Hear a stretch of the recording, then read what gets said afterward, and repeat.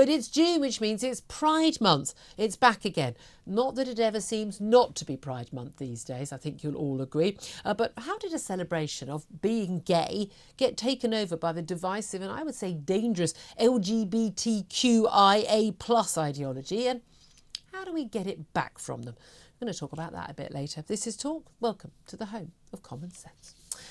Lots of common sense being talked this morning by my lovely guest, Sam Armstrong, who is doing very well on approximately, as far as I can tell, about an hour's sleep after a delayed Ryanair flight. That is the joy of travel these days.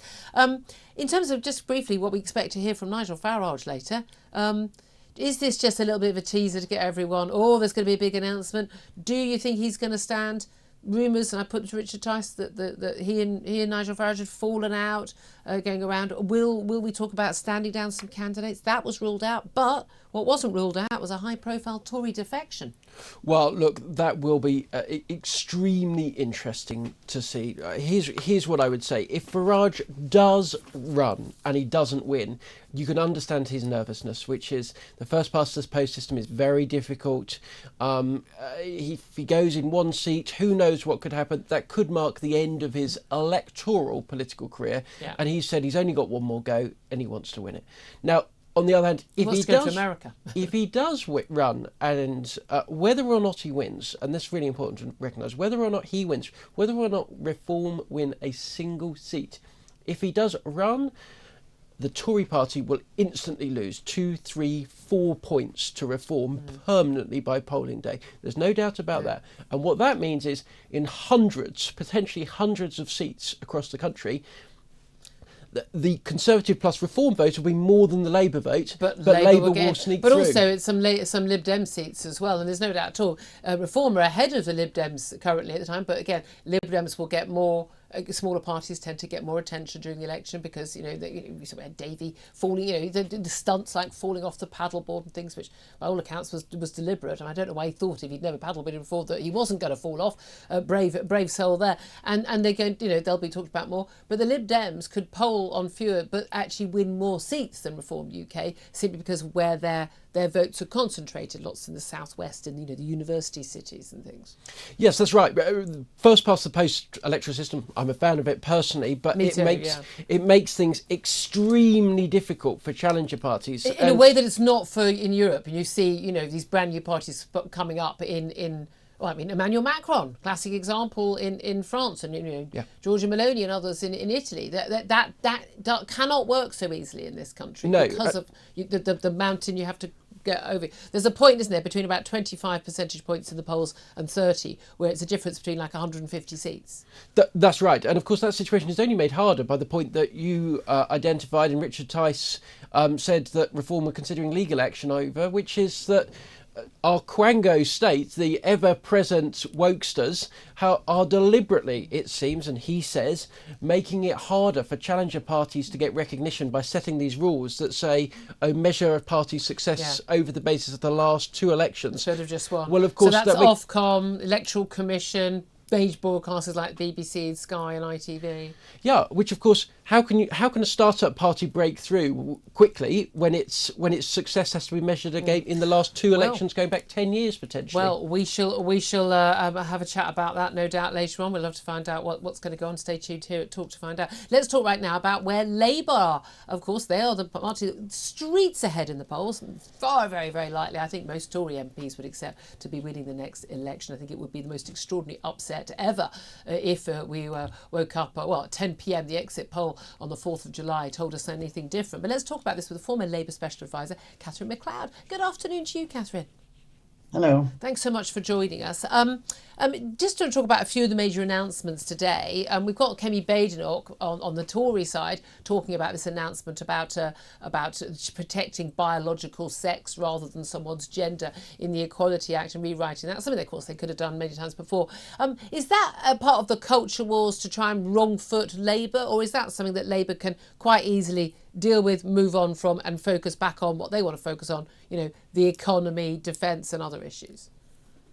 I'm sure it's part of the culture wars. I don't know what Kemi Badenoch was doing announcing it this morning, because I don't think the policy was very well thought through. I've read her piece in the Times, I've listened to it on the radio, and I've watched it on television.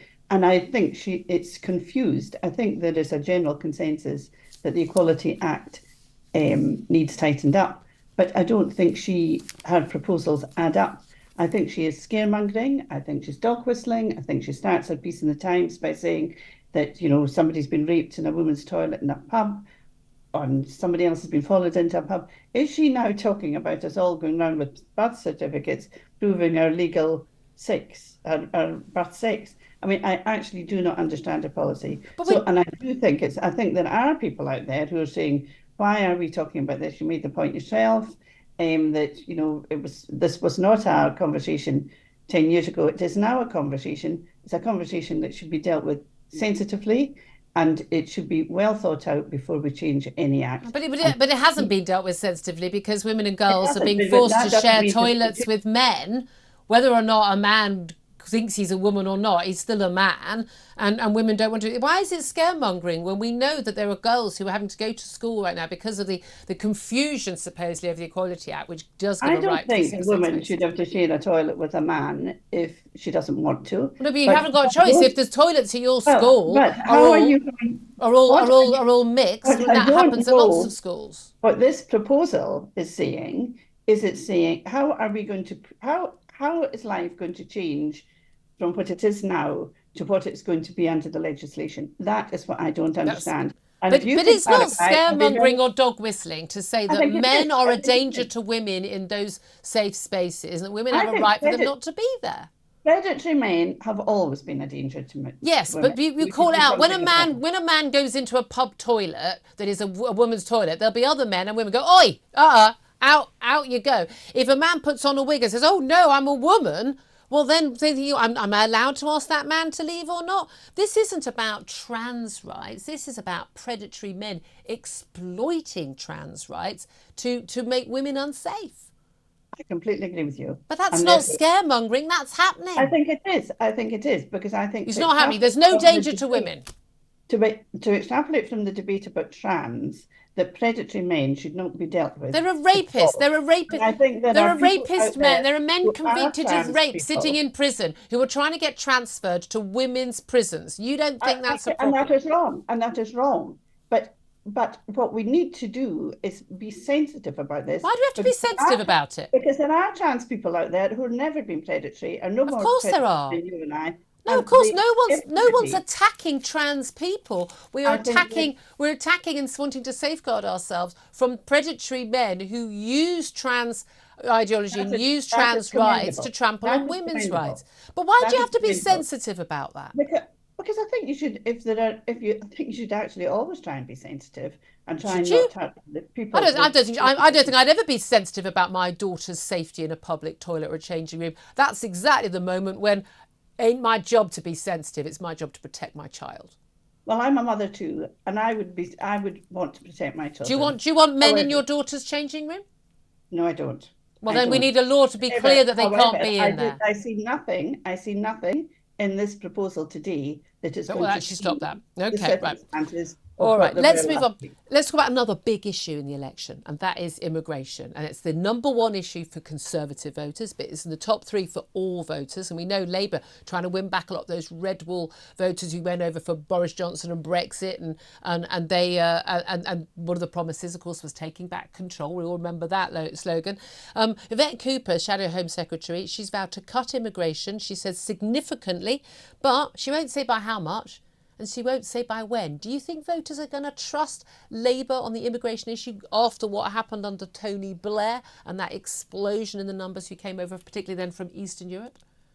I think it's quite different now from what happened under Tony Blair. I think the EU was expanded, and I don't think anyone anticipated the immigrants. They did. Migration Watch predicted it, and they were told they were bigots. I think what Yvette is trying to do is to indicate that they take it as a serious issue. There is no point in putting targets on the numbers that what has happened in the last 14 years is the figures have gone up. More people have come to Britain this year than I think the last 2 years. So there's no point in making fantasy figures and fantasy claims if they're not going to be meaningful.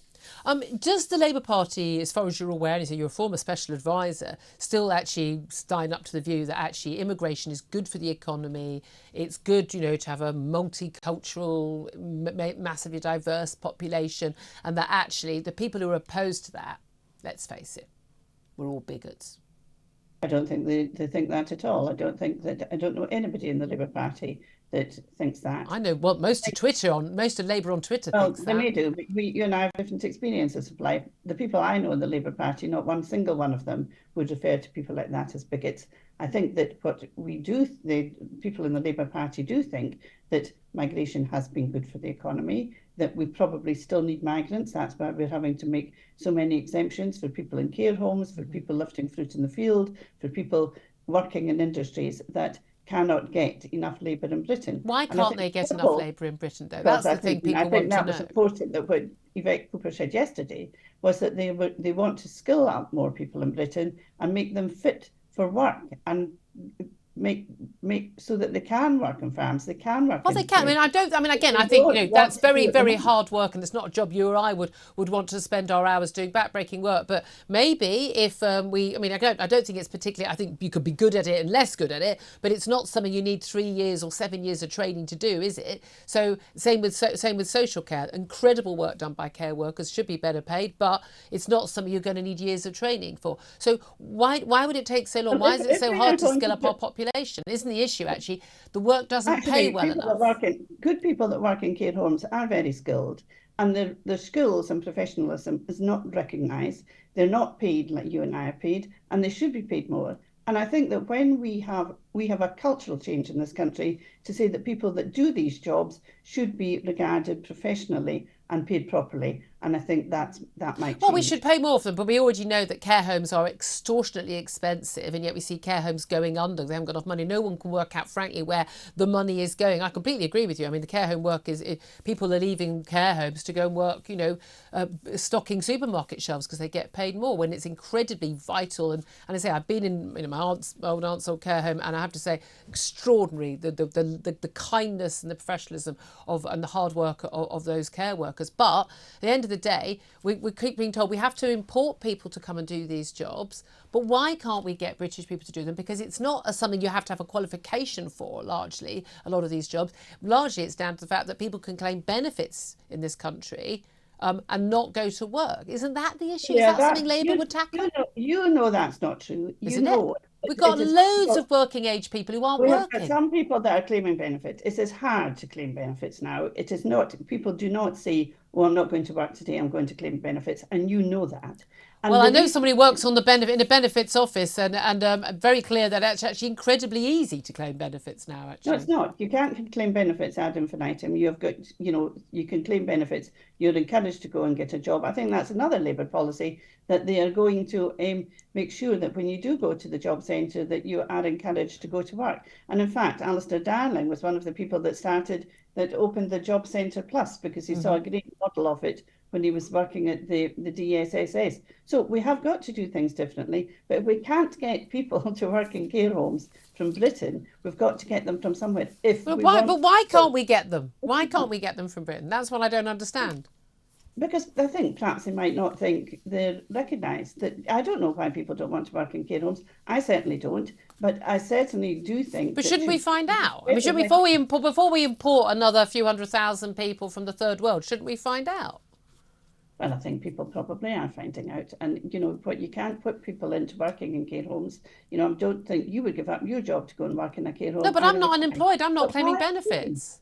But lots of people there's lots of people doing jobs out there who are not claiming benefits, who don't want to work in a care home. But shouldn't we pay more? Isn't the issue that we don't pay them? So like picking the fruit, picking things like there are lots of jobs. The reason we have to import people is because these jobs don't pay enough. I mean, instead of people. That's what I said at the beginning. Yeah, but you're absolutely right. Yeah, but the solution to that isn't bringing in more people who are going to be more of a drain on the economy. Pay people more in the start by, that might be one of the solutions. Start paying people more and see what kind of response we get. But somebody isn't. We can't get teaching assistants in the school because the hours are inflexible. It's easier to get work in Tesco's. You can work for 4 hours or 6 hours. You can meet your kids after school. So the systems have got to I'm not change. sure I want people being a Not teaching assistant in anyone's kid's school if they'd rather work in Tesco because it was more flexible hours. I'm not sure those are the people we want teaching our kids, with all due respect. Let me ask you just finally, Catherine MacLeod, about defence. That's something that Labour are pushing today. That's a terrible thing to say about people not wanting to work in schools because they want to work in Tesco's. Well, I'm not sure they're dedicated to children's education. They have got families. Yeah. They need to pay their bills. Yeah. And that's why they want to work in Tesco's. No, I understand that, but I'm just saying, at the end of the day, you want people who are dedicated to children's education, not going, shall I go and teach children how to read and write today? Or by the way, maybe you should have the teachers doing that. Or shall I go and stack shelves? I'd rather someone was going, my whole life I wanted to teach children and I'm dedicated to that and I'm going to stick to that. That's a personal preference. Just on defence, just finally, Sir Keir Starmer this morning with his Shadow Defence Secretary has said that he's going to repeat his pledge of a triple nuclear lock in his speech in the northwest of the country. He's basically saying that, you know, he would boost the size of the army and that our defences are safe with Labour. He hasn't given a date by which he wants to raise the amount of spending as a percentage of GDP to 2.5%, up from its current 2%. Tories have said by 2030. Many people would argue, you know, no date and date 2030 are both too late. But do you think that Keir Starmer is going to be able to persuade the public, or has already persuaded the public, that he's very different from his predecessor Jeremy Corbyn, of course, who many people felt they couldn't trust on the issue of defence of the realm? Well, I think he seems, according to the polls which you quoted earlier, they seem to be trusting him more already. I think he had to do this today. He has put security and safety as one of his 5 pledges. I think he knows that the Labour Party trailed behind the Conservative Party on defence, so he'll be trying to overtake them at least. Okay. So I think it's a necessity. It's fascinating how some of the things which you and I are both political journalists together years back, far too many years I think for both of us, the things that were just automated, those were the Tory strong policies and those were the Labour strong policies. It almost seems to have been a bit of a swap around. That's right. That's what, having been old and looking back and seeing things change. It's fascinating. It's going to be fascinating to watch what happens on election day. Catherine MacLeod, lovely to talk to you. Thank you so much. Covered a lot of ground there. Former Labour Special Advisor